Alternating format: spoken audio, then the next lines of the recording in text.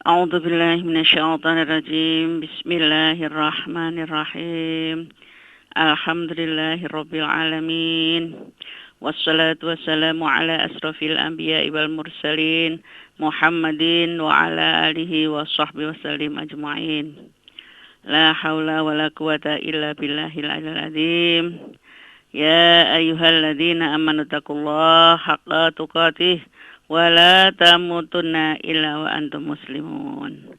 Sadaqallahul adzim. Alhamdulillah, puji syukur kehadirat Allah Subhanahu wa taala atas segala limpahan nikmat dan karunia kepada kita sampai dengan pagi hari ini. Alhamdulillah, di hari ke-24 Jumadil Awal 1443 Hijriah bertepatan dengan 28 Desember 2021 ini. Sungguh siapapun yang pandai bersyukur maka akan ditambah terus nikmatnya oleh Allah Subhanahu wa taala. Dan semoga kita termasuk hamba yang abdan syakurah agar nanti di akhir hayat kita bisa kembali kepadanya dalam keadaan husnul khotimah. Amin. Allahumma amin. Shalawat salam senantiasa dilimpahkan oleh Allah Subhanahu wa taala kepada yang mulia Nabiullah Muhammad sallallahu alaihi wasallam yang telah menuntun kita dari gelapnya kejahilian menuju jalan terang, menuju jalan keridhaan Allah Subhanahu wa taala. Para pendengar sekalian, Allah menciptakan manusia sebagai khalifah fil ard itu terdiri dari 4 unsur, yaitu adanya jasad, kemudian supaya bisa bergerak diberi ruh. Nah, jasad dan ruh ini kemudian menjadi sangat sempurna dengan ahsani taqwimnya itu diberi akal.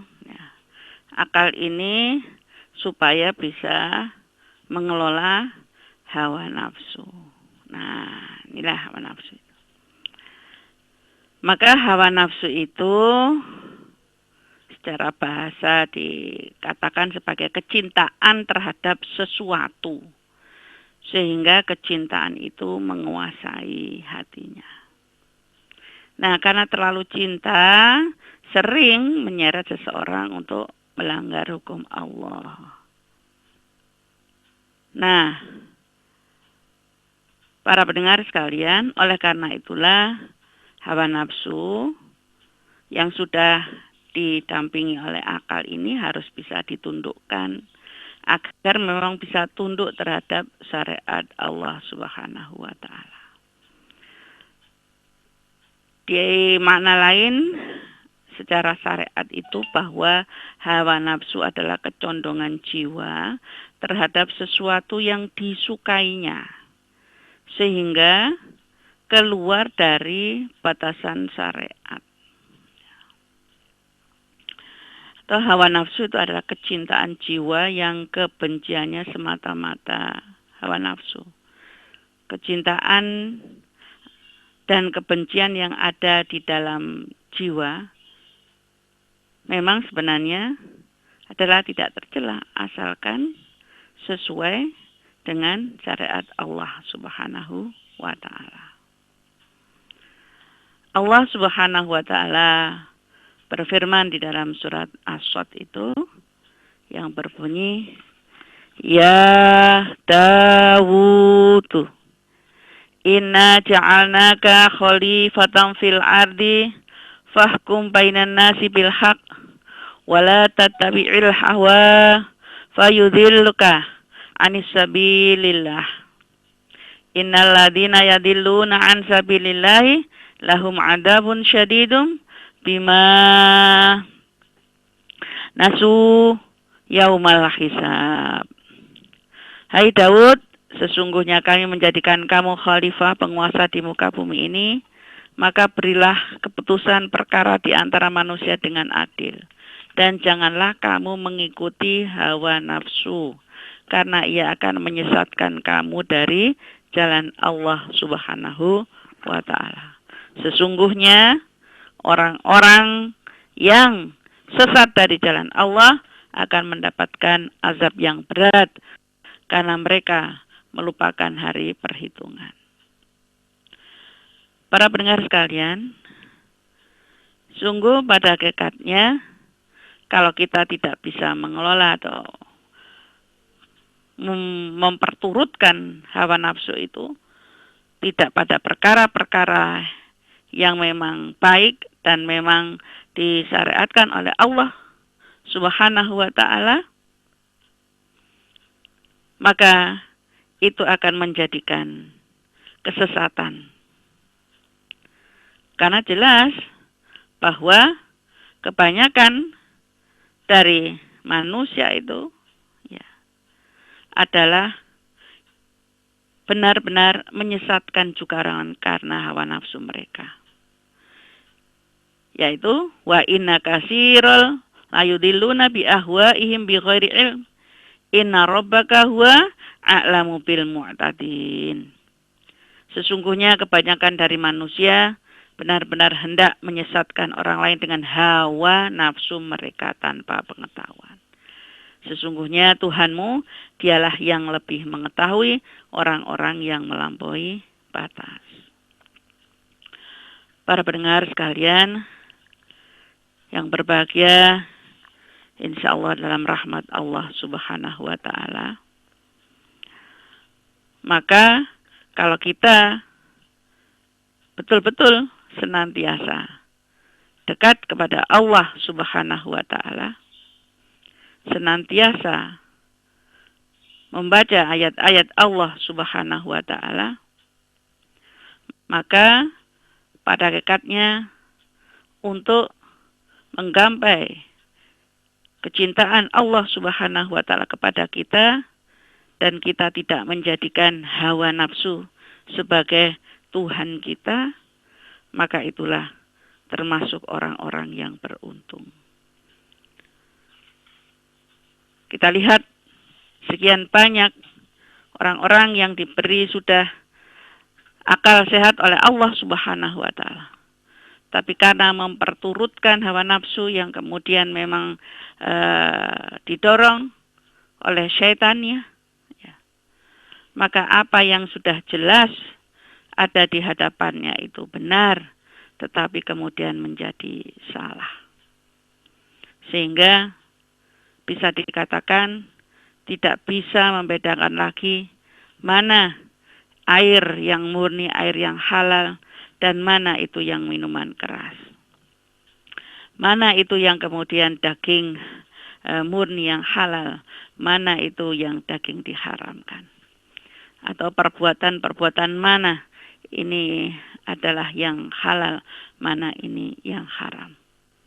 Bahkan yang sangat memprihatinkan, ada orang yang mengatakan bahwa waduh, mencari yang haram saja susah, apalagi yang halal. Ya sudah, apa adanya ini yang harus kita lakukan. Maka memang di dalam berjuang melawan hawa nafsu yang membawa banyak kesesatan, Al-Imam Ghazali mengatakan bahwa kita manusia dituntut ekstra hati-hati dan waspada secara terus-menerus supaya tidak tertipu ghurur. Ad-dunya mata al-ghurur, penuh dengan tipuan. Karena banyak orang yang sudah merasa telah bekerja, berjuang bahkan untuk agama, nusa dan bangsa. Tetapi tanpa disadari, sesungguhnya ia hanya untuk kepentingan dirinya sendiri, memuaskan egonya. Bahkan, naudzubillah min dzalik, hanya untuk menjual ayat-ayat Allah dengan harga sedikit. Hanya untuk popularitas, hanya untuk mendapatkan jabatan yang tinggi, menjadi penjilat.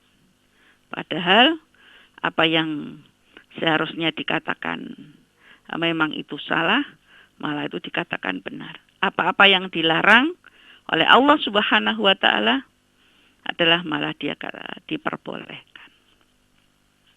Sehingga perintah yang berupa kebaikan dari Allah Subhanahu wa taala. Malah itu kemudian dilarang menjadi nafsu keburukan. Para pendengar sekalian, sungguh begitu berbahayanya kalau seorang hamba itu terus memperturutkan hawa nafsu, maka tidak akan bisa dia mementingkan agamanya dan tidak akan mendahulukan ridho Allah dan Rasul-Nya. Karena memang ukurannya adalah hawa nafsu sebagai tolok ukurnya, pokoknya yang menyenangkan hatinya, yang sesuai dengan apa yang diinginnya. Maka sangat terkadang apa saja yang bisa mendukung karena Allah itu kemudian malah dijauhi. Ya. Sudah berbalik, malah tidak meminta pertolongan kepada Allah, ya, tetapi berharap kepada pertolongan manusia, berharap kepada ilah-ilah yang lain karena ketidaksabarannya. Ya, contoh kecil saja, apabila seseorang diuji oleh Allah dengan sakit dan kemudian masih belum diberi oleh Allah Subhanahu wa taala kesembuhan, bahkan dia menjadi marah kenapa kok harus sakit dan tidak kunjung sembuh, maka ketidaksabarannya itu semakin memuncak dengan terdorong hawa nafsunya. Mintalah kepada sesuatu yang lain, kepada selain Allah Subhanahu wa taala. Nah, di saat dia sedang meminta kepada selain Allah Subhanahu wa taala itu, apabila kemudian ternyata nyawa tercabut, sungguh sangat nistalah dan sia-sialah kehidupannya fitunya wal akhirah. Para pendengar sekalian, sekali lagi, kalau seseorang itu intinya tidak segera kembali kepada Allah Subhanahu wa taala, terus menerus mengikuti hawa nafsu, maka akan menyeret pada pelaku kesesatan dan kerusakan. Dikatakan bahwa Rasulullah Shallallahu Alaihi Wasallam bersabda, ada 3 perkara yang membinasakan dan 3 perkara yang menyelamatkan. Ada 3 perkara yang membinasakan adalah kebahilan dan kerakusan yang ditaati, hawa nafsu yang diikuti, dan seseorang yang membanggakan diri sendiri. Nah, sedangkan 3 perkara yang menyelamatkan adalah takut kepada Allah di waktu sendirian dan dilihat orang banyak. Sederhana di waktu kekurangan dan kecukupan, dan berkata berbuat adil di waktu marah dan ridha. Ya, hadis ini diriwayatkan sahabat Anas ibnu Abbas dan Abu Hurairah, Abdullah bin Abi Aufa, dan hadis ini dinilai hasan oleh Syekh Albani. Nah, kalau kita sudah membaca, kemudian berusaha memahami hal ini, maka insya Allah bahwa hawa nafsu yang mendorong kepada kebahilan dan kerusakan, maksud saya kerakusan yang ditaati itu harus bisa ditepis dengan apa tadi? Menyelamatkan dari takut kepada Allah Subhanahu wa taala di waktu sendirian maupun dilihat orang. Ya. Jadi terkadang ya, di saat sendiri bahkan kemudian dilihat orang, kemudian menjadi riya, hujub, ya. Dan kalau seseorang itu sudah rakus, sungguh dunia dan seisinya ini tidak akan cukup untuk mengenyangkan dirinya. yang nyata, yang tidak nyata pun semuanya dihabisi untuk dirinya. Satu belum selesai mendapatkan atau sudah terkumpul, masih dirasa kurang. Terus saja, tidak henti-hentinya waktunya untuk menghitung-hitung kekayaannya. Masih kurang. Nah, karena untuk memenuhi kecukupannya, ternyata itu ada di pihak orang lain, maka dia pun berusaha meraihnya dengan cara apapun, asalkan saya bisa mendapatkannya. Dan inilah kalau betul-betul hawa nafsu kerakusan itu sudah mendarah daging dalam dirinya. Karena itulah, insya Allah, dengan segera menyadari bahwa kalau Allah mengendaki, semuanya itu akan bisa indah pada waktunya, disebabkan karena kita sabar dan ridho dengan ketentuan Allah Subhanahu wa Ta'ala. Maka para pendengar sekalian yang berbahagia, jangan sampai hidup kita ini habis hanya untuk memenuhi keinginan nafsu belaka tanpa memperhatikan hari esok, yang kemudian segera datang menjelang tanpa disadari di usia yang sudah udur, ya, malah semakin menjadi-jadi keinginannya hanya ingin mendapatkan atau menguasai dunia ini. Dan begitu Allah memanggilnya, dia tidak punya apapun untuk bekal, sudah tidak ada tempat kembali yang lebih baik baginya kecuali naudzubillah min dzalik, azab Allah yang pedih.